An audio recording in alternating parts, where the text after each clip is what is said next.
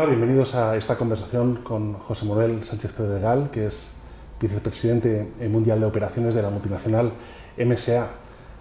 Muchas gracias por compartir este rato de conversación con nosotros. Gracias a ti, Eugenio, por tenerme.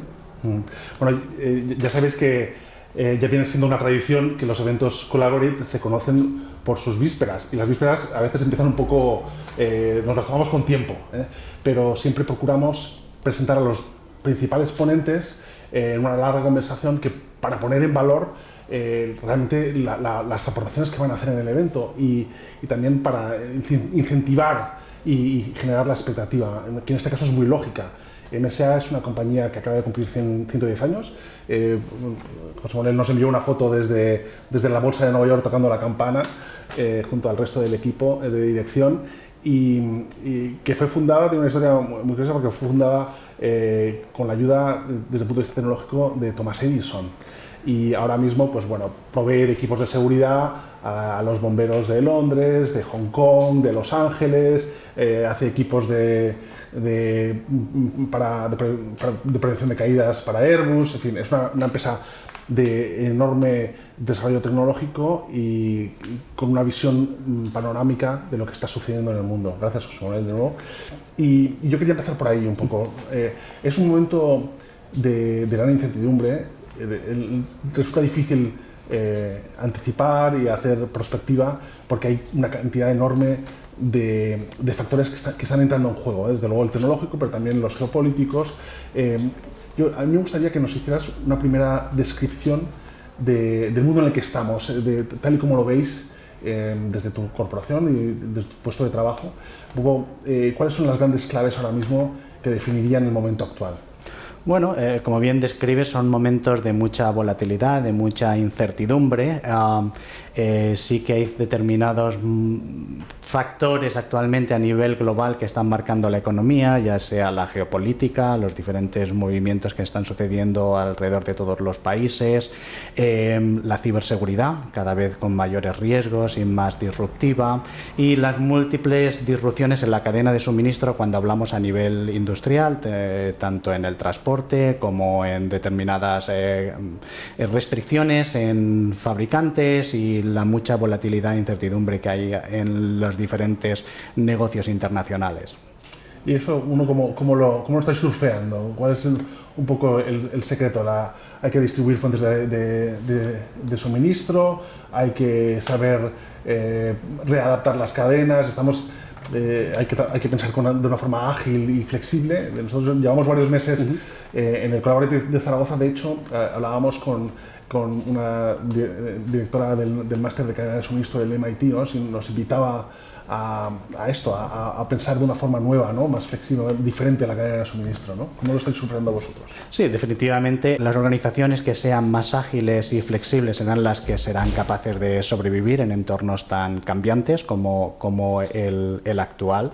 Cierto es que en nuestra empresa y en muchas otras empresas hay un gran enfoque actualmente en la mitigación de riesgos, en cómo se pueden mitigar los múltiples riesgos que acabamos de comentar, qué cosas se pueden hacer, pero al final en MSA somos una empresa, como has dicho, de 110 años, donde siempre han cambiado y evolucionado muchas cosas, pero nunca ha cambiado nuestra misión, la misión de proteger a personas en el trabajo, y eso es nuestra estrella, eso es lo que nosotros seguimos e intentamos estar disciplinados y enfocados en eso y construir los valores de la cultura de la empresa bajo esa misión, y con ello nos vamos adaptando a los diferentes cambios que existen a nivel mundial. ¿Y cómo se mitigan los riesgos en un momento como este? ¿Qué mecanismos soléis utilizar vosotros? Bueno, trabajamos mucho en la identificación proactiva de riesgos, entender cuáles pueden ser los diferentes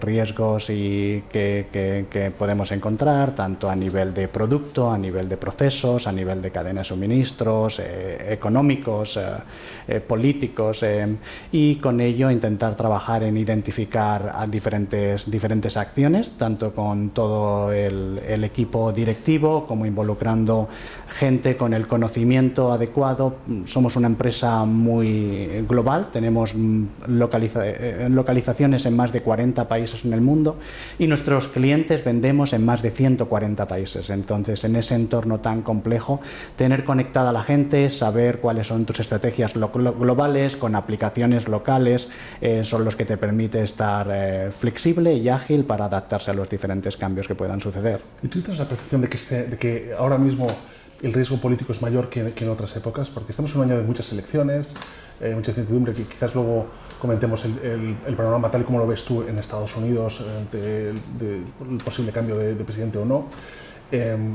Pero digamos que influye en la toma de decisiones empresariales quizás más que en otras épocas este momento de lucha geopolítica entre Estados Unidos y China, el afán regulatorio de Europa quizás, ¿no? La incertidumbre sobre estos procesos de polarización. Estamos celebrando la entrevista días después de las elecciones en Francia, que han dado lugar a una nueva mayoría. ¿Cómo percibes el impacto que tiene la política hoy en el mercado?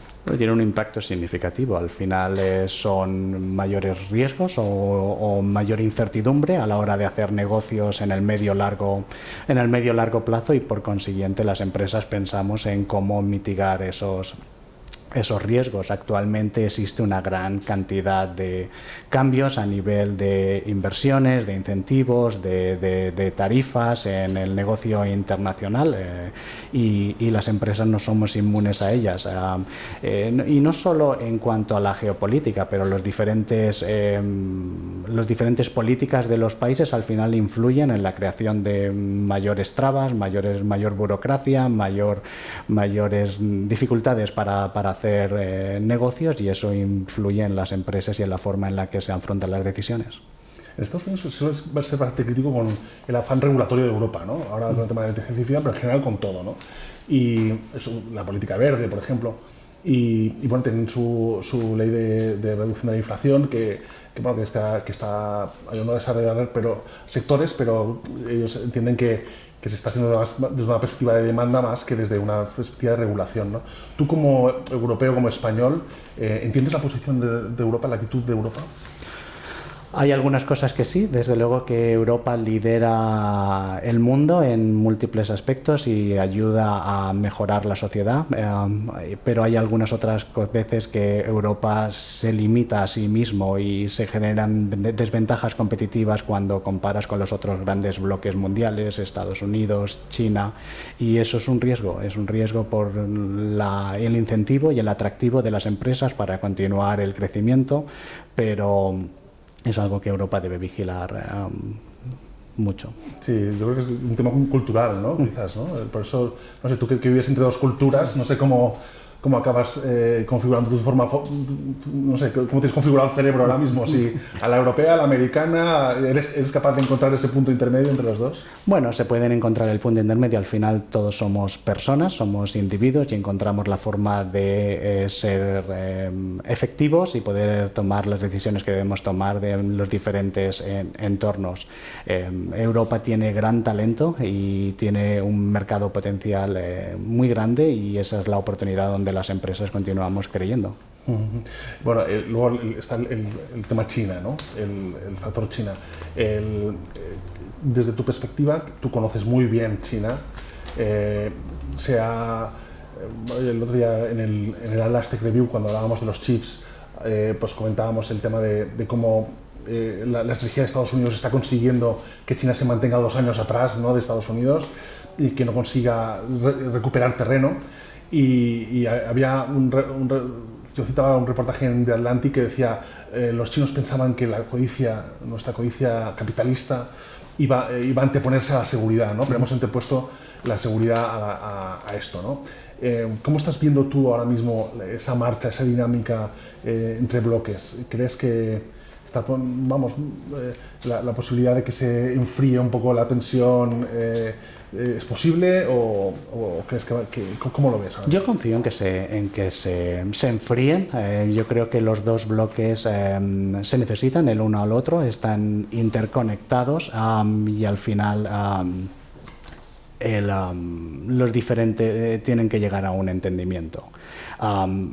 China ha tenido cambios en los últimos años. No todo va mal, no todo va bien. Hay un cambio, por ejemplo, en el sector inmobiliario, se está enfriando mucho, pero automoción está creciendo y estamos viendo cómo los coches eléctricos y sus empresas continúan ganando margen en el mercado a nivel mundial, y consiguientemente Estados Unidos está desarrollando su capacidad para fabricar microchips y ser más independiente.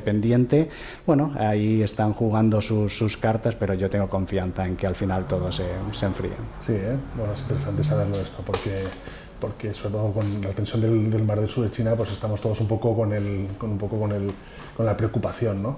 Pero ¿tú crees que una de las dos partes va a ceder? ¿O va a ser al final van a entender que la otra parte no va a ceder, con lo cual eso va a tener que ser un acuerdo?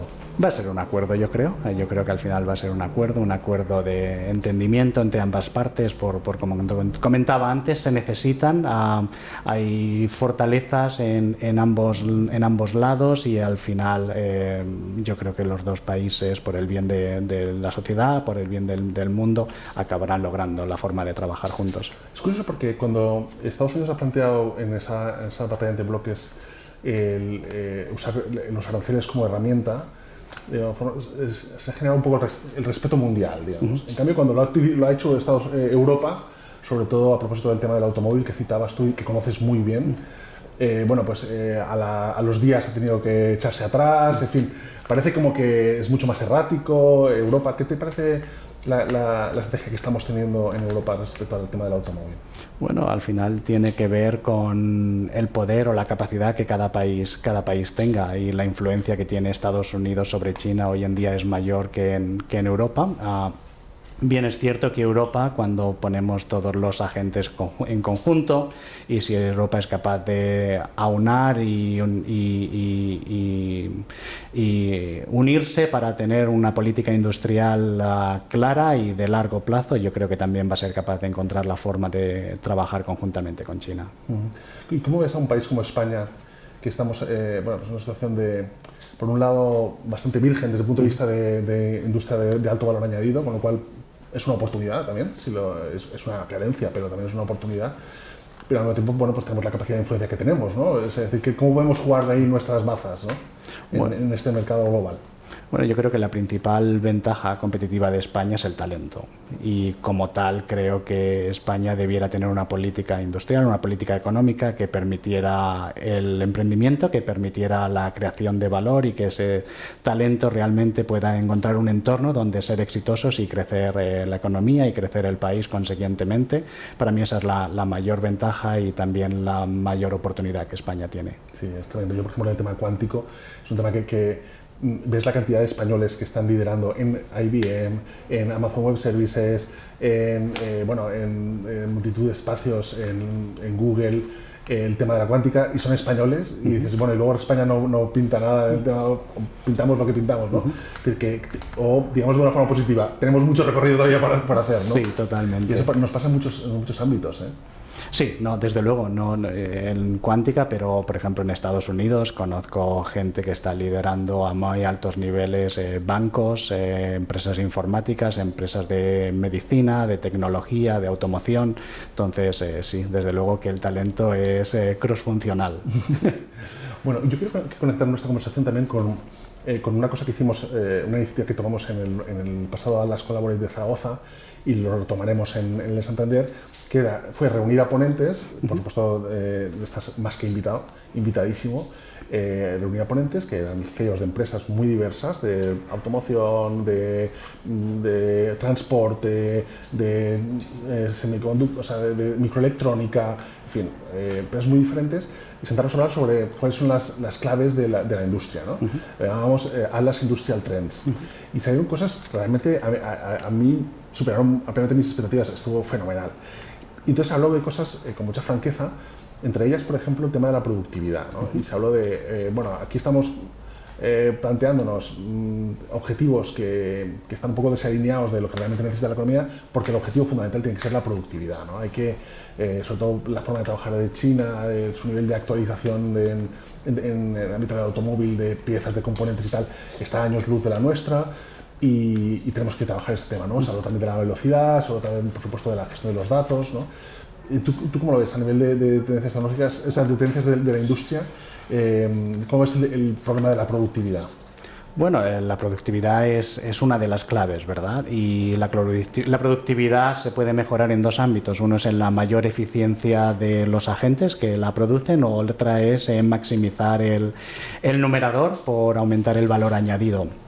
Yo creo que España debiera enfocarse más en el numerador, precisamente por el talento y las oportunidades que dispone el país. Creo que hay sectores que pueden ser muy interesantes, que son realmente oportunidades. En el pasado hemos sido líderes en automoción, hemos sido líderes en energía eólica. ¿Por qué no podemos ser los líderes en industria 4.0 o en otras tecnologías?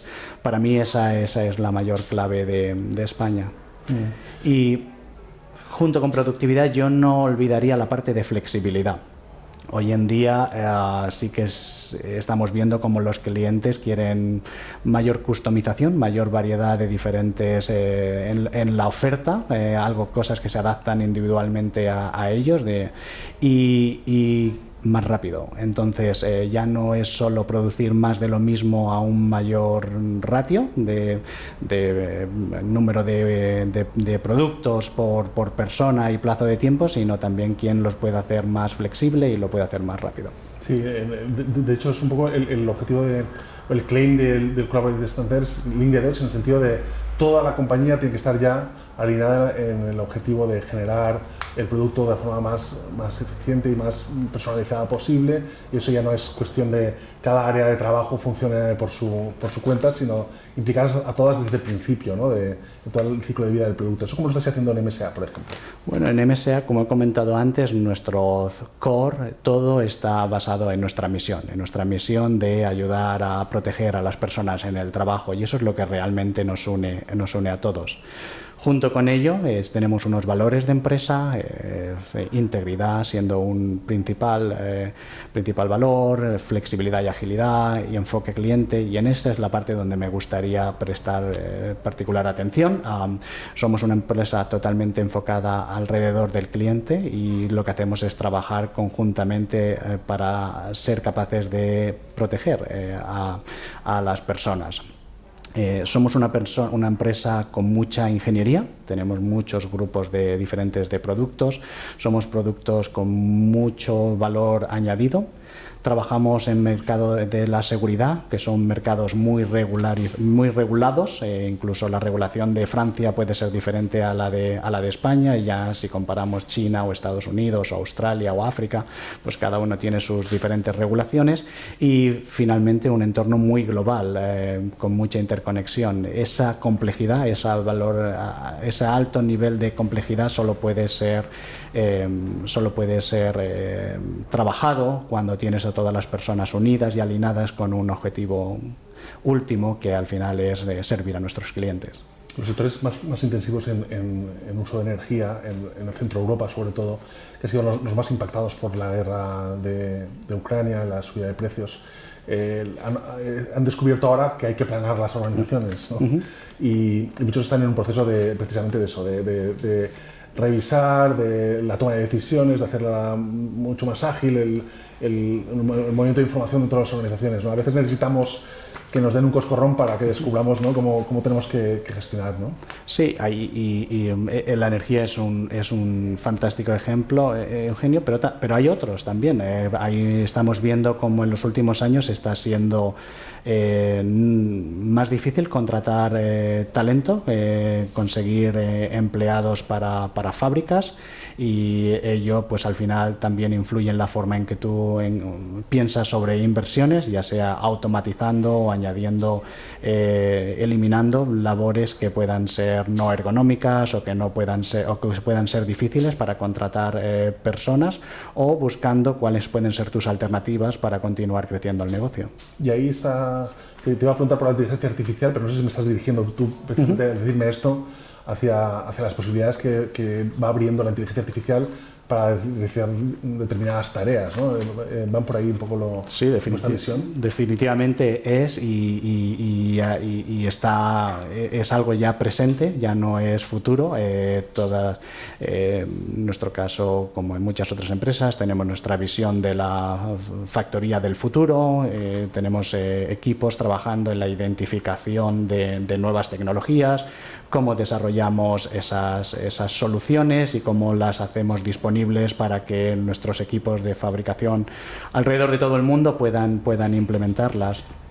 Enfoque global con soluciones locales e intentando entender dónde tenemos las personas con la mayor capacidad, con la pasión para hacerlo, donde encontramos al partner adecuado en la prioridad del momento en esa localización, y bueno, ahí con donde conseguimos el match intentamos acelerar tecnologías que luego puedan ser escalables a nivel mundial. Y cuéntame un poco la inteligencia artificial, ¿dónde estáis viéndole el hueco en el proceso? ¿Qué tareas estáis automatizando que antes quizás no os planteabais, ahora con la inteligencia artificial generativa? ¿Y qué otras tecnologías, aparte de la inteligencia artificial, ahora os tienen embelesados? Bueno, en inteligencia artificial hemos implementado una herramienta que se llama LeanDNA. Es una herramienta, una plataforma inteligente para manejar la cadena de suministro. Nos permite extraer la información del ERP y poder pronosticar a medio y largo plazo nuestra cadena de suministro. Ello nos permite manejar de una forma mucho más precisa los diferentes problemas o desafíos que podamos encontrar. Esa es una de las diferentes herramientas o sistemas que estamos implementando conjuntamente con la gestión de compras y con la captación de datos de las fábricas para poder desarrollar machine learning y otra serie de soluciones, pero no solo en los procesos, también en los productos. Cada vez tenemos mayor cantidad de productos conectados, ofrecemos software y aplicaciones a nuestros clientes para que ellos puedan... Sí, por ejemplo, equipos de protección conectados nuevos, por ejemplo, ¿qué cosas estáis innovando? Bueno, pues por ejemplo, bomberos con sus respiradores, que sepamos en cada momento dónde están, y no solo en una dimensión 2D, pero en 3D. Si el bombero está teniendo algún tipo de mayor frecuencia cardíaca, o si está en el suelo y no hay movimiento. Una serie de sensores que definitivamente, por ejemplo, en este sentido, pues ayuda a mejorar la seguridad de los bomberos. Pero cuando hablamos, por ejemplo, de detectores de gases o en grandes infraestructuras, pues por ejemplo, esa captación de datos está disponible todo el tiempo, ya no tiene que ir una persona a comprobar o a medir el tiempo real, es simplemente, y esto definitivamente ayuda a tener unas infraestructuras mucho más seguras.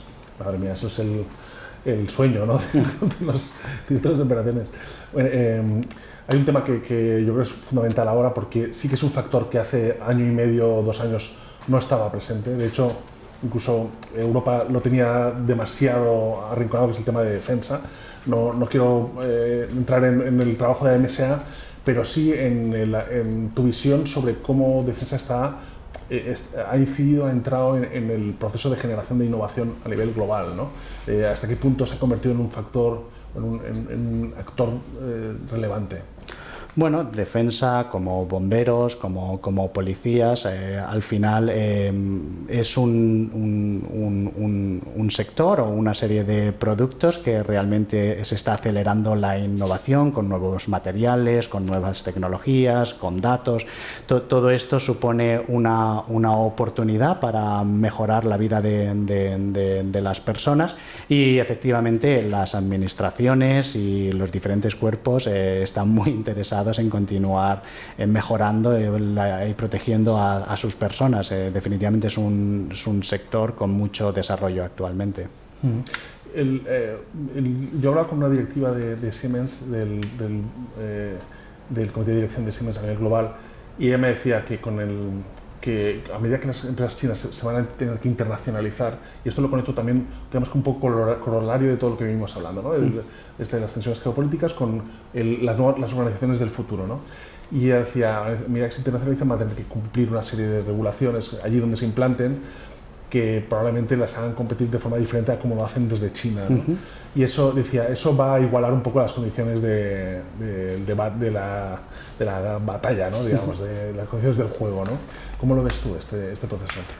Bueno, yo lo que he visto durante los años, los últimos 10 años en China o 15 años en China, China ha hecho un gran esfuerzo para promover e implantar regulaciones, y ha ido cada año mejorándose, y con ello han ido reforzando y asegurando que las empresas continúan mejorando y cumpliendo los estándares. Entonces, mi perspectiva es que las empresas han ido mejorando y han ido cumpliendo las regulaciones a medida que han ido avanzando. Hoy en día yo creo que las empresas chinas, con la tecnología y con su conocimiento, están capacitadas para invertir y poder ser exitosas en diferentes mercados, cumpliendo las regulaciones y exigencias del mercado. Ya no sabemos muy bien quién aprende de quién, ¿no? Estamos aprendiendo muchas cosas también de ellos, ¿no? Bueno, yo creo que durante muchos años, quizá 20, 30 años, estuvieron yendo a través del mundo, aprendiendo, volviendo, copiando, desarrollando, y hoy en día muchas veces debiéramos ir allí y aprender y ver dónde están ellos. Tú has montado empresas en China, en Centro Europa, y ahora estás en Estados Unidos. Digamos, ¿cuál es el aprendizaje que has ido recibiendo, recabando en cada uno de estos espacios? Bueno, para mí Estados Unidos es innovación, realmente es la pasión clara del crecimiento, y China es la ejecución. Son realmente rápidos, son realmente flexibles y realmente son capaces de conseguir cosas. Y bueno, Europa, para mí, como decía antes, es el talento. Realmente el potencial es tremendo, la capacidad de poder continuar haciendo cosas es fantástica. Ojalá tuviéramos esa innovación de Estados Unidos y esa velocidad de China. Sí, bueno, vamos a un mundo en el que la clave es también conectar, ¿no? Quizás el talento europeo, para el talento europeo va a ser la salida más fácil, va a ser conectar quizás con la innovación americana y con la competitividad china, la capacidad de producir china, ¿no? Y bueno, cada uno, aunque vaya asumiendo cada uno sus mayores fortalezas, ¿no? Pero sí estamos preocupados por la reindustrialización. Ese es un poco el tema, ¿no? ¿Qué tenemos que cambiar para ser más atractivos para la inversión industrial en España y en Europa? Bueno, yo creo que la facilidad para invertir y la facilidad para hacer negocios realmente es una de las principales desventajas que hoy en día tiene Europa comparado con los otros países. Un marco claro para las empresas para operar y una estabilidad en el medio largo plazo en ese sentido. Actualmente hay regulaciones, por ejemplo, la última en España no ayuda mucho a generar confianza en cuanto al marco legislativo y cómo las empresas pueden continuar mejorando la productividad de la que comentabas antes. Bueno, y una última cuestión, tú que tienes una buena perspectiva panorámica a nivel global, como comentábamos al principio, ¿cómo estáis un poco anticipando lo que pueda pasar en las elecciones americanas en MSA?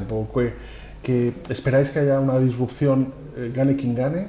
¿O pensáis que, bueno, que en lo esencial se van a mantener las líneas? Porque Biden ha tomado decisiones, pues quizás la IRA sea la más potente, digamos, la más influyente, ¿no? Pero son decisiones que al final bueno, han marcado una legislatura, ¿no? El siguiente mandato pues podría dar continuidad a esas o podría plantear decisiones en caso de que ganara Donald Trump, ¿no? ¿Cuál es un poco, con qué escenario trabajáis vosotros? Nosotros creemos que va a haber continuidad y de hecho estamos convencidos de que no va a haber mayores disrupciones. Bueno, estamos optimistas con la economía americana para los próximos años y creemos que así va a ser. ¿Se va a poder ser empresa verde y competitiva en el futuro? Pues sí, por supuesto. Yo creo que hay muchas cosas de las políticas ESG que realmente ayudan a mejorar las empresas y el papel que las empresas hacen en la sociedad, y las empresas que no creen valor para la sociedad estarán fuera, ya sea con programas de ESG o sin incentivos de los gobiernos. Tenemos una labor muy importante que cumplir en el mundo y realmente así debemos hacerla, y creo que esos programas de ESG, muchas de esas políticas ayudan a acelerar eso. Bueno, pues muchas gracias. Gracias, José Manuel, por esta conversación. Yo creo que tantas claves nos ha aportado a todos, nos ayudará a distinguir lo esencial de lo circunstancial, y por eso te agradezco mucho, y te agradezco también que nos acompañes en Santander. La verdad es que es un lujo contar contigo, es fantástico. Muchas gracias, Eugenio, por la entrevista, y esperando estar contigo allí en Santander, contigo y con muchos de nuestros otros colaboradores. Estupendo, gracias.